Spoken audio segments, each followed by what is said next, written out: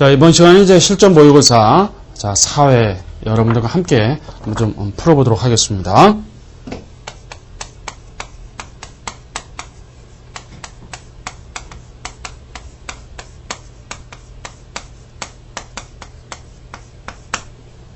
자, 1번 한번 보도록 하죠. 전자고속도로 발전에 따른 정보 흐름에 따라서 새로운 현상이 등장하고 시간과 공간의 근본적인 변화로 이어져서 기업은 물론이고 개인도 세계적 차원의 문제를 효과적으로 관리할 수 있는 정보사의 설명 방식과 관계 있는 관점은, 자, 기업도 물론이고 개인도 세계적 차원의 문제를 효과적으로 관리한다. 이게 무엇을 설명하는 건가요? 이것이 바로 공간적 관점을 이제 설명하고 있는 것이죠. 공간적 관점을. 자, 그럼 이제 지문에 나와 있는 경제적인 관점을 한번 보도록 할까요? 자, 경제적 관점이라고 한다면, 자, 이 경제적인 관점은요, 주로 어떤 소득, 산업, 그 다음에 또 취업 구조라든지 주로 경제 지표와 관련이 있죠. 경제 지표.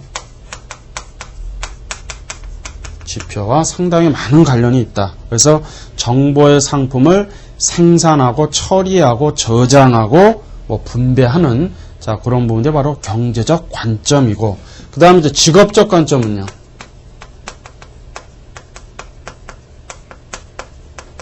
자, 이 부분은 이제 직업과 관련한 부분이라고 보시면 되는데요. 어떤 직업 구조의 변화와 관련한 부분이죠. 직업 구조의 변화와 관련이 있어서, 자, 다수의 직업이 정보노동에서, 자, 발견이 되는 경우에는 정보사회가 성취된다라고 이제 보는 것이고요. 그 다음에 이제 기술적인 관점을 언급하고 있죠. 자, 이 기술적 관점이라고 하는 것은, 자, 1970년대 이후에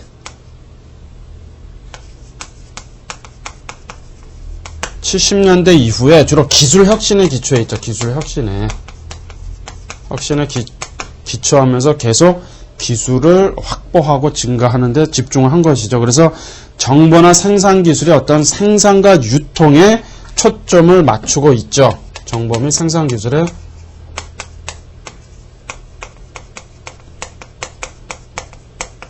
생산과 유통,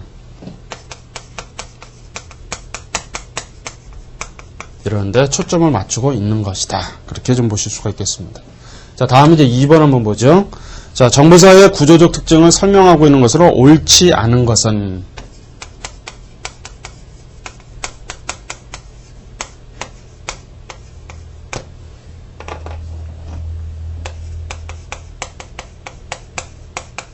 특징에 대한 부분이죠. 자, 엘빈 토플러의 경우는 제3의 물결도 얘기를 했지만, 무엇을요? 엘빈 토플러는 이제 제3의 물결은 여러분들이 잘 알고 계실 거고, 엘빈 토플러의 제3의 물결. 또 하나 있죠. 권력의 이동이라는 책이 있죠. 권력의 이동. 두 가지를 생각하셔야 된다는 얘기예요. 자, 데이비드 생커는 이제 데이터 스모그라고 했는데, 이건 뭐냐면은 정보의 홍수를 얘기하는 거죠. 과잉의 현상. 자, 이런 분들 가져오는 부작용도 있을 수 있다. 이것을 이제 데이비드 생커라는 사람이 데이터 스모그에서 이제 얘기하는 것이고요. 다니엘 벨은 이제 탈산업사회의 도래, 존 나이스비트는 이제 메가 트렌드라고 하는, 자, 그런 부분을 알 수가 있는 것입니다. 그러니까 옳지 않은 것은 뭡니까? 데이비드 생커의 데이터 스모그. 자, 이 부분을 얘기하는 것이죠. 자, 다음 이제 3번 한번 보도록 하겠습니다. 다음은 존 나이스비트의 메가 트렌드에 대한 설명이죠. 존 나이스비트.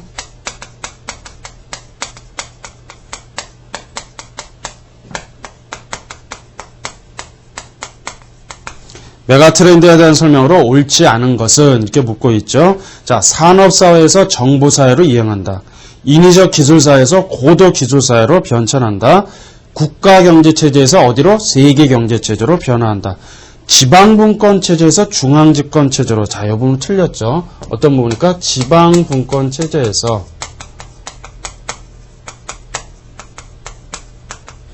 어디로? 중앙집권체제로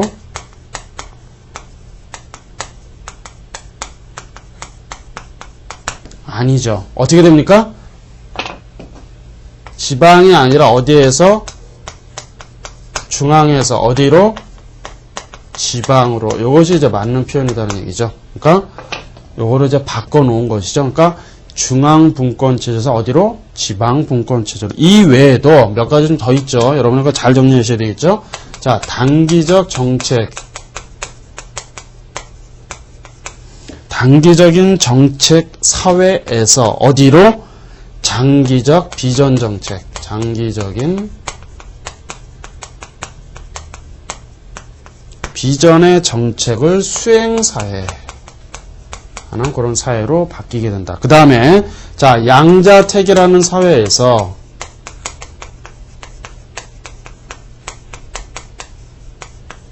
어디로?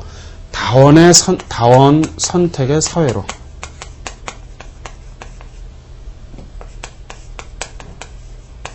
자, 그리고 자, 어떤 제도적인 복지사회에서 자조사회로.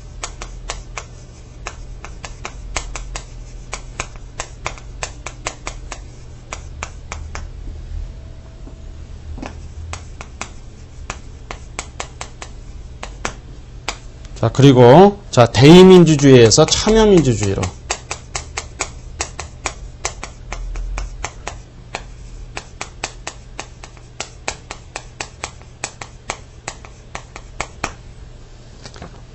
네, 그 다음에 이제 위계조직에서 네트워크 조직으로.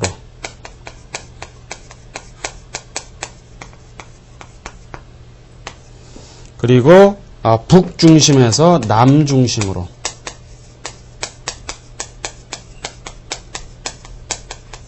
자, 이런 부분들이요, 전체적으로 다 무엇을 얘기하는 거다? 나이스비트라고 하는 사람이 메가트렌드에서 얘기를 하는 겁니다.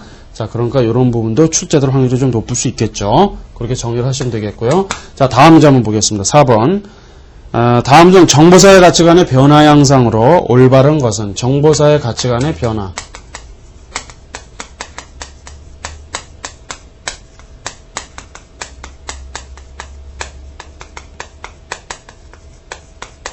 관련해서 한번 좀 보도록 하죠.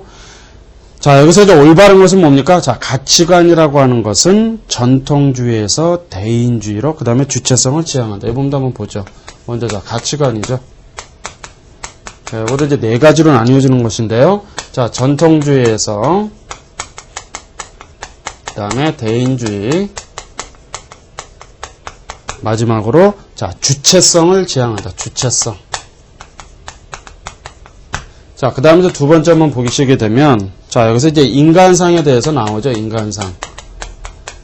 자, 인간상이라고 하는 부분이 규율형에서 실용형, 그 다음에 교양형이 맞느냐라는 거죠. 아니죠. 정확하게 어떤 의미죠? 잘 보시면, 인간상은 자, 실용형에서, 자, 규율형에서 교양형으로, 이렇게 좀 바뀐다라는 것이죠. 자, 다음에 이제 세 번째. 가정상이죠, 가정. 자, 가정상인 경우에도 보면은 자립형에서 분업형, 권위형. 맞습니까? 아니죠. 어떻게 바뀐다고요? 요거는 자, 권위형에서 분업형. 그 다음에 마지막으로 자립형으로. 이렇게 바뀌어야 된다는 거죠. 가정이죠, 가정. 그 다음에 이제 네 번째로, 어디입니까? 지역상이죠, 지역상. 자, 지역상인 경우에도 새로운 지역사에서 촌락공동체가 맞나요? 아니죠, 거꾸로죠. 촌락공동체에서, 이런 얘기죠. 촌락공동체에서. 어디로? 새로운 지역사회로.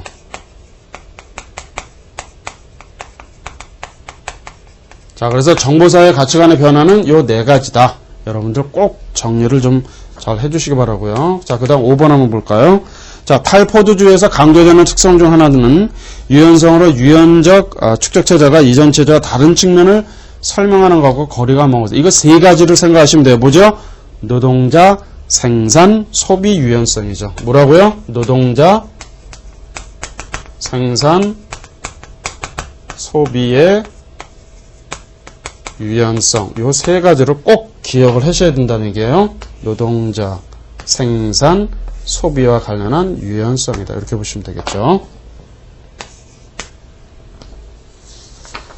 자, 다음 이제 6번입니다. 로버트 라이가 국가인후도에서 소개하고 있는 상징적 분석가. 로버트 라이히. 얘기하고 있는 상징적 분석가죠.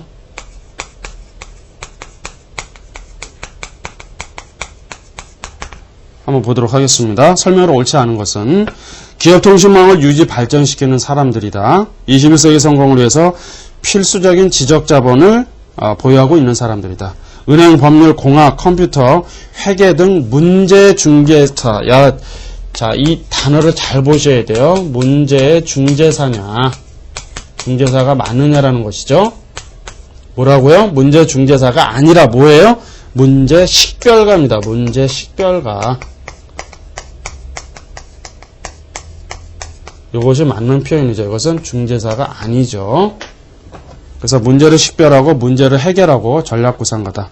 특정 영역의 전문성을 가지고 급변하는 세계에서 활동하는 능력으로 가장 중요한 장점보다 유연성이다. 맞죠? 그렇게 보시면 되겠습니다. 자, 다음 이제 7번 한번 보도록 할까요? 하버마스가 주장하는 정보 공공 영역의 핵심적 측면을 보여주는 사례로 가장 적절한 것은, 자, 이 하버마스라는 학자는, 자, 공공적인 영역론을 이제 주장을 한 사람이죠.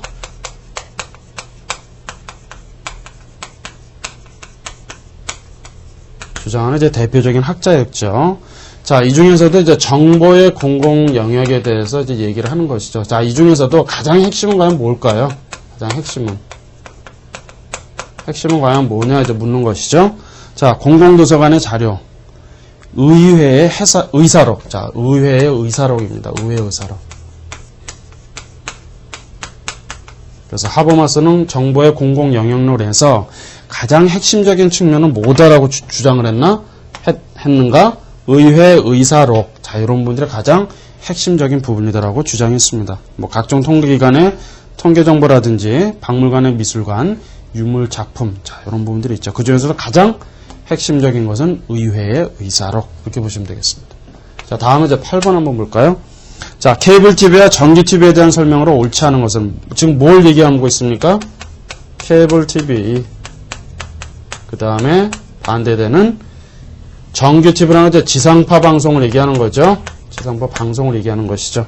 옳지 않은 것은, 자, 지상파 정규 TV는 무선으로 영상정보 송신하고 케이블 TV는 유선을 통해서 영상정보를 전송한다. 지상파 정규 TV는 라디오 스펙트럼 30에서 300MHz의 주파수대인 VHF로 방송함으로 최대 7개 채널이 가능하다. 케이블 TV는 채널 용량수가 수백 개, 관섬으로 상영할 경우에는 거의 무한대의 채널을 동시에 사용이 가능하다. 맞죠?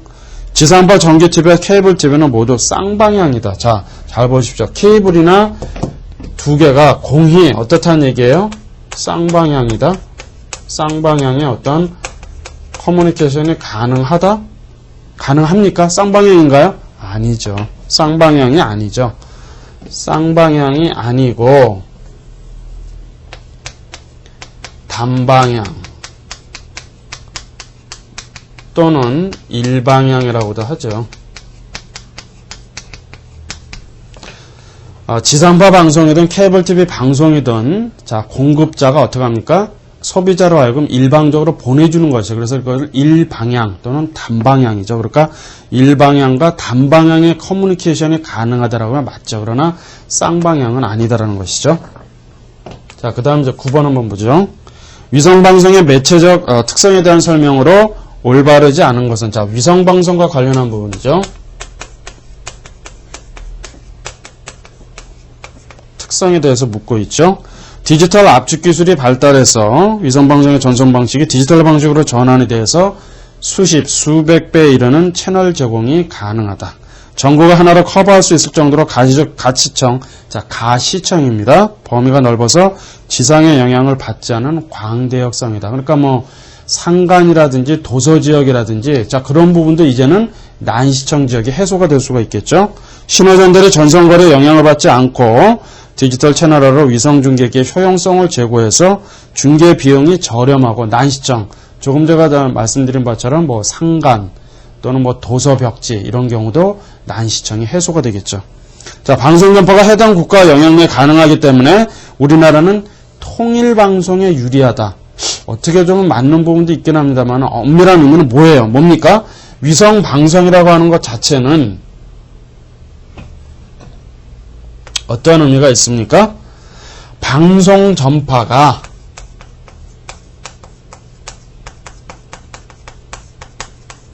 다른 국가에도 미치죠. 영향을 미친다. 영향을 준다. 이렇게 보면 되겠죠. 이걸 이제 뭐라고 합니까? 교환에서 제가 언급했습니다만 월경이라고 했죠. 자, 이 의미는 뭐냐면은 국내에서 송출하는 그런 그 방송이 어디로요? 다른 나라에서도 볼 수가 있죠. 자, 이것이 왜? 위성이라는 것을 통해서 방송이 되고 있기 때문에. 그래서 그 지역의 어떤 구분이 없이 방송의 전파가 다른 국가에도 영향을 준다. 그렇게 보시면 되겠죠? 그러니까 국가 영향 내에만 가능하다. 아니다. 다른 국가에도 영향을 줄 수 있다. 그렇게 보는 것이죠. 자, 다음 10번 한번 보겠습니다. 주요 소셜 미디어 서비스는 페이스북과 트위터의 차이점. 자, 페이스북, SNS죠. 주로 소셜 네트워크 서비스의 대표적인 주자죠. 페이스북이 있고 그 다음에 트위터에 대해서 이제 묻고 있는 것이죠. 차이점을 설명하고 있는 내용으로 옳지 않은 것은 페이스북과 트위터는 네트워크 연결 방식이 공이 동일하다. 맞습니까? 자, 한번 다음 질문을 볼까요? 트위터는 자기하기만 하면 내가 원하는 누구와도 관계를 맺을 수 있는 단방향 구조다. 페이스북은 친구들 간의 정보 공유와 전달이 이루어지므로 자신의 취미나 생각을 적절히 섞어서 활용할 수 있는 서비스다. 트위터는 단문의 메시지로 이루어져서 수많은 사람들이 쉽게 정보를 전달할 수 있어서 확산의 휘발성이 강하다. 자, 이 트위터인 경우에는 이게 단문의 메시지죠. 그래서 이 단문의 메시지를 올려놓게 되면 팔로우 할 수가 있죠. 자, 내가 원하는 사람한테 팔로우하면 리트윗이라고 하죠. 또 많은 사람과 확산 속도가 굉장히 빠릅니다. 그래서 이제 휘발성이 있다고 하는 것이고요. 페이스북인 경우에는 자, 이 부분은 이제 예를 들어서 상대방이 친구를 요청을 하게 되면 내가 그것을 수락할 수도 있지만 거절할 수도 있죠. 그러니까 어떤 의미로 보면은 페이스북인 경우는 잘 보셔야 돼요. 페이스북인 경우는 쌍방향이다. 쌍방향의 연결 구조를 가지고 있지만은 그런 얘기죠. 하지만 트위터인 경우에는요. 단문의 메시지를 어떻게 해요? 트위터에서 그냥 올려놓죠. 그럼 그거를 보고 팔로우 할 수도 있고 또 그것을 또 누군가 퍼나른다. 리트윗 한다라고 하죠. 그런 부분이 가능하기 때문에 트위터인 경우는 어떤 구조예요? 단방향 구조다. 단방향 구조다. 그러니까 엄밀한 의미에 봐서는 구조가 두 개 다 공이 동일합니까? 아니죠. 구조가 서로 틀리다라는 거죠. 구조가 틀리다라는 것이죠. 그러니까 공이 동일하다? 아니다라고 하는 거죠. 아니다. 11번이죠. 유엔의 전자정보 4단계 모형 중에서 정보 웹사이트가 진전된 일방향의 이커뮤니케이션 혹은 정부와 시민 간의 단순한 쌍방향의 이커뮤니케이션을 제공하는 단계에는 자, 여기도 이제 1단계에서부터 이제 4단계까지 나오죠. 유엔의 이제 전자정보 4단계죠.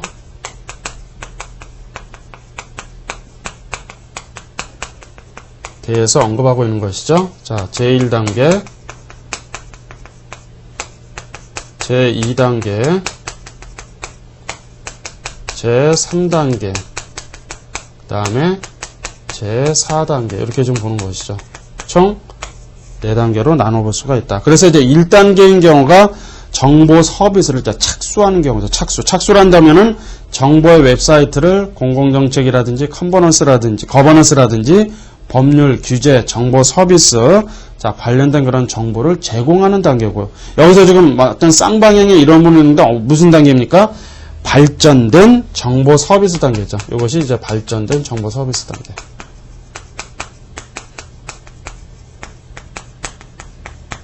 자, 그 다음에 이제 3단계에서는 이제 전자거래니까 쌍방향으로 주고받는 커뮤니케이션이 가능하고, 그 다음에 이제 4단계에서는 통합연계죠.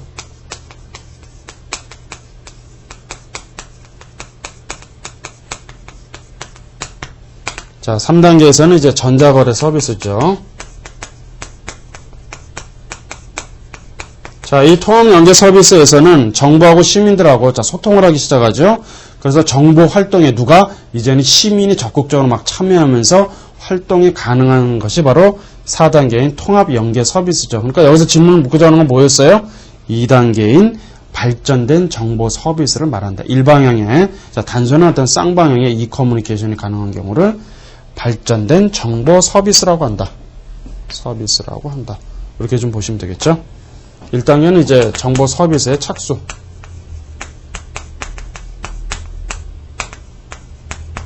자, 그 다음 이제 12번은 보겠습니다.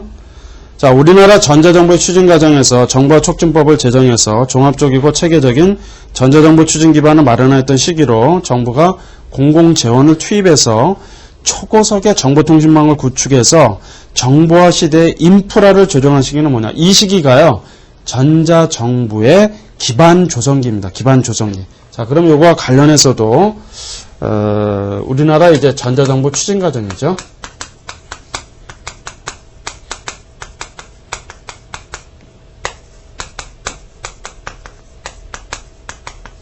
자, 그래서 먼저 한번 보자면은요, 전자정보에 이제 태동기가 있죠.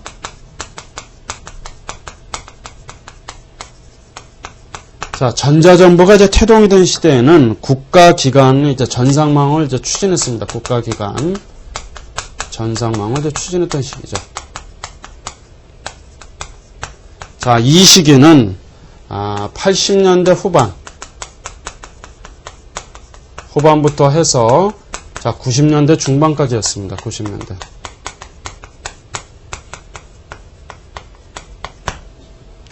자, 그리고 전자정보에 대한 이제 착수기로 접어들어가죠. 착수기. 자, 착수한 시기에는 범정부 차원에서 전략적으로 추진하기 시작합니다. 범정부에서 전략적으로 추진하기 시작하죠. 자, 이 시기가 바로 2001년도에서 2002년이죠. 2002년이면 이제 한일 월드컵이 발생했던, 우리가 주간에서도 그 시기하고 좀 맞물리네요. 그 다음에 전자정보가 이제 성장기로 접어들어가죠. 성장기. 자, 이 성장기인 경우에는 전자정보의 이제 추진을 확대하기 시작합니다.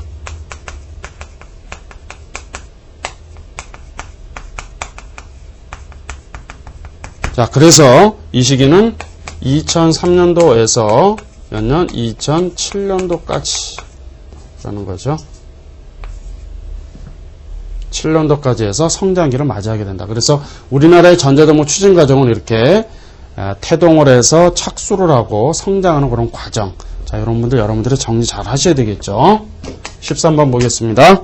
자, 다음은 전자민주주의 이론적 배경에 대한 설명이다. 어느 학자의 주장인가? 자, 진취적 소수의 의사결정의 원칙을 제시하고 직간접 혼합형 민주주의 의사결정의 분권화를 강조했던 학자. 누굽니까? 이 사람이 엘빈 토플러죠.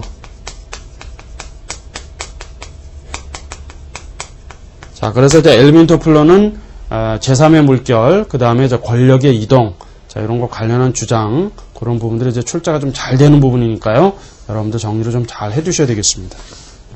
자, 다음 이제 13번 한번 보죠. 다음은 사이버범죄 유형에 대한 설명이다. 무엇에 대한 설명이다. 자, 사이버범죄 유형이죠.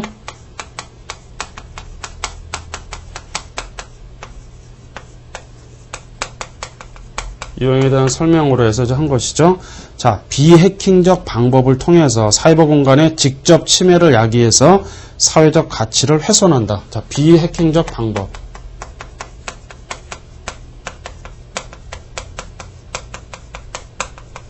방법을 통해서 사이버 공간에 침입을 하는 것이죠. 침해를 했습니다. 그리고 사회적 가치를 훼손한다.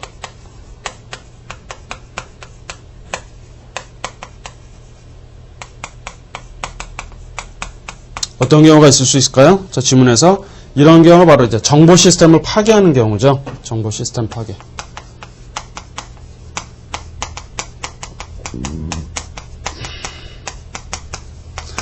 자, 비해킹적 방법이라고 얘기를 했고, 이 키워드를 잘 보셔야 돼요. 뭐, 해킹적 방법, 비해킹적 방법. 그래서 이제 사이버 공간에 일단 침해를 하죠. 그리고 어떤, 사회적인 어떤 가치를 훼손한다. 이런 용어를 잘 보셔야 됩니다. 자, 이런 경우가 이제 정보 시스템 파괴라고 한다면, 지문 한번 보죠. 보이스 피싱은요. 보이스 피싱인 경우에는, 피싱 경우는 뭡니까? 이건 개인적 가치를 훼손한 경우입니다. 많이 혼동하실 수 있는데 정리 잘 하셔야 돼요. 자, 그 다음에 이제 사이버 모욕이라든지 명예훼손을 하는 경우는요. 사이버 모욕.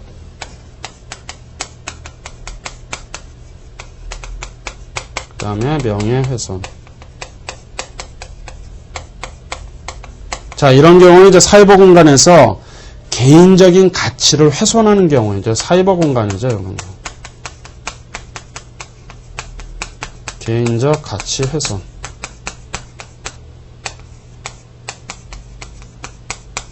그렇게 좀 보는 것이죠. 자, 그 다음에, 자, 도박 한다라든지, 마약, 그리고, 자, 뭐, 자살 사이트.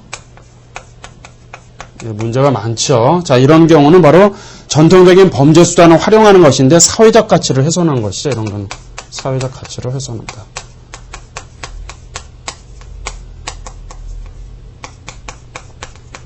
자, 그래서 여러분들 이런 부분도 잘 보셔야 됩니다. 보이스피싱은 무슨 개인적 가치를 훼손하고 사이버 모욕이나 명예훼손인 경우에는 어떤 사이버 공간상에서 개인적 가치를 그 다음에 뭐 마약, 자살, 도박 이런 사이트인 경우는 사회적 가치를 훼손하는 경우다. 어떤 경우에요? 비해킹적 방법입니다, 여러분. 또 해킹적인 방법과 관련한 부분도 있으니까요. 정리를 좀 잘 해주시고요. 다음 15번 보겠습니다. 경찰청은 사이버 범죄를 사이버 테러형 범죄와 일반 사이버 범죄로 구분하고 있는데 일반 사이버 범죄는 경찰청에서 규정하는 것이죠. 일반 사이버 범죄.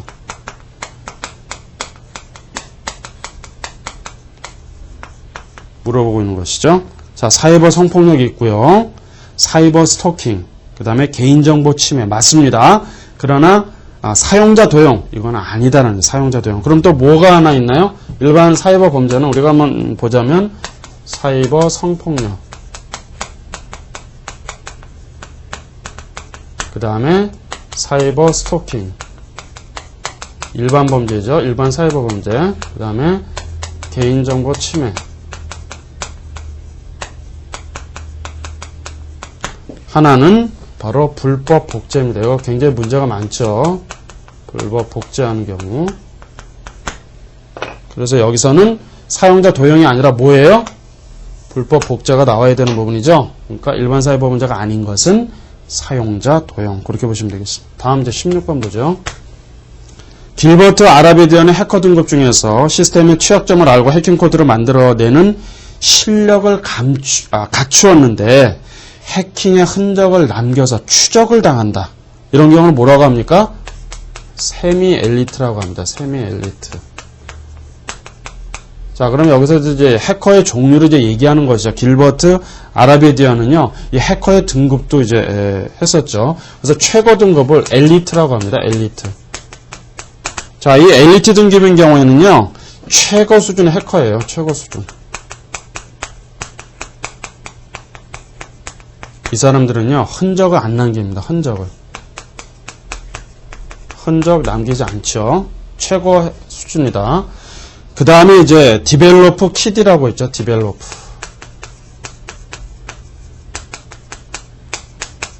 자, 디벨로프 키드라고 하는 이런 해킹은 자, 대부분의 해킹 기법을 알고는 있어요. 그런데 이런 특정 사이트 취약점을 발견 시까지 자, 취약점을 발견 시까지 계속 시도합니다. 계속. 취약점을 발견할 때까지 뭐 계속 프로그램을 돌린다든지 막 시도를 하는 것을 디벨로퍼 키드라고 한다. 그 다음에 이제 스크립트 키드가 있죠.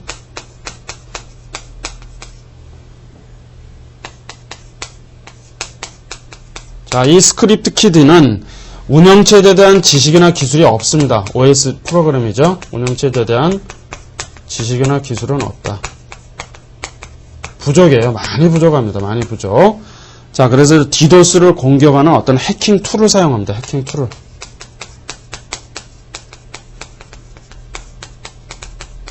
자, 그래서 이제 이런 길버트 아라베디언의 해킹 등급 이런 부분도 여러분들이 잘 정리를 좀 해주시기 바라고요. 다음 17번 한번 볼까요? 자, 다음 중 디지털 증거의 특징이라고 볼 수 없는 것은 이렇게 얘기하고 있죠. 자, 잠재성, 그 다음에 취약성, 대량성, 비휘발성은 아니다라는 이제 디지털 증거와 관련한 부분이죠. 디지털 증거. 디지털 증거와 관련해서는 이제 우리가 본 강의에서도 디지털 증거와 사이버 포렌식이라고 해서 사이버 포렌식은 어떤 과학적인 수사 기법과 관련한 부분이었었죠. 그래서 이 디지털 증거의 특징과 관련해서는 증거의 특징이죠. 특성. 자, 이 지문 외에도요. 우리가 이제 잠재성이라고 하는 부분이 있고 정리를 좀 해주셔야 되니까. 그 다음에 취약성 나왔고요. 그 다음에 대량성. 그 다음에 다양하죠. 다양성. 그리고요, 이 부분은 휘발성입니다. 휘발성. 비휘발성이 아니다. 이 얘기예요. 비휘발성은 아니다. 그 다음에 국제성. 국제적이고, 그 다음에 그 매체는 독립되어 있다. 그러니까 비휘발성이 아니다. 이 얘기죠. 여러분들. 휘발성이다. 휘발성. 휘발성이 이제 날아간다. 이 얘기죠. 날아간다. 그런 얘기죠. 그 다음 이제 18번 보겠습니다. 2012년 정보통신망 이용촉진 및 정보보호 등에 관한 법률에서 방송통신위원회가 고시하는 경우를 제외하고 전자상 거래 본인 확인 수단으로 수집, 이용할 수 없도록 규정하고 있는 개인정보는 도대체 뭐냐? 이것이 바로 뭐냐면요. 주민등록번호입니다. 주민등록번호. 자, 이거와 관련해서 굉장히 좀 중요한 부분이 있죠. 그래서 이 주민등록번호를 수집을 못하게 했어요. 수집을 못하게 했습니다. 언제부터? 2012년 자 2월 17일 날 17일 경에 전문 개정을 했습니다. 전문 개정을 해서 주민등록 번호를 이제 더 이상 수집을 못하도록 원천적으로 차단시켰다라는 얘기죠. 그러면 어떻게 하라는 얘기죠? 이제는 이러한 주민등록 번호에 대한 대체 수단과 방법을 강구해야 되는 거죠. 대체 수단과 방법을 명시했죠. 명시. 자, 그런 부분들이 필요하다. 그렇게 지금 언급을 하고 있는 겁니다. 자, 다음 이제 19번 보겠습니다. 다음 중 저작재산권의 보호기간을 계산하는 방법으로 가장 올바른 것은 이 부분도 잘 보세요. 저작자의 생존하는 동안과 사망 후 50년간 존속. 공동저작물의 경우 마지막으로 사망한 저작자의 사망 후 50년간 존속, 업무상 저작물도 공표한 때부터 50년간 존속, 저작자가 사망하거나 저작물을 창작 또는 공표한 다음 해부터 기산. 자, 이 기간은 굉장히 중요한 부분이죠. 지금 현재 이제 1, 2, 3번 지문을 얘기를 했습니다만은, 자, 사망하고 나서부터 과연 50년간이냐. 이 부분은요, 2013년도 7월 1일에 개정이 되었습니다. 개정이 되었어요. 그래서 그 기간은 기존에 이제 50년간이었었죠. 뭐 사망 후 50년간 그렇게 됐었죠. 그러나 이 기간이 어떻게 됐다? 70년간 존속으로 바뀌었습니다. 더 이상 50년간이 아니다라는 얘기죠. 그러면 이제 4번 주문이 맞는 거죠. 사망하거나 저작물을 창작 또는 공표한 다음 해부터 기산이 되는 거예요. 자, 그렇게 여러분들이 이해하시면 되겠죠. 그 다음 이제 20번 한번 보시게 되면 저작물이 인간의 사상 또는 감정을 표현한 창작물로 다음 중 보호받지 못하는 저작물이 아닌 것은, 자, 이 부분도 굉장히 중요한 부분입니다. 우리가 저작권법에서도 저작권과 관련한 법 많이 배웠죠. 저작인격권, 저작재산권, 저작인접권, 뭐 배타적 발행권. 자, 그런데 보호받지 못하는 경우도 있다라는 거예요. 자, 헌법과 법률 외에도 명령, 조례, 규칙은 보호받지 못하고. 두 번째입니다. 국가 또는 지방자치단체에서 고시나 공고하고 훈령도 보호받지 못한다.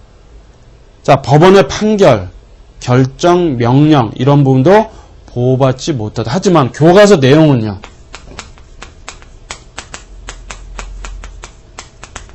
만약에 이런 교과서 내용을 누군가 복제를 해서 무단으로 만약에 막 복제한다, 배포한다.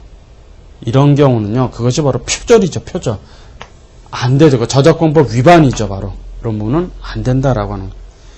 또, 뭐, 국가지방단체가 작성한 편집물, 번역물이라든지 시사보도. 자, 이런 부분들은, 창작물로서는 보호받지 못하는 부분이다. 그렇게 여러분들이 좀 이해하시고 정리하시면 되겠습니다. 자, 이상으로 이번 시간 강의 마치겠습니다. 수고하셨습니다.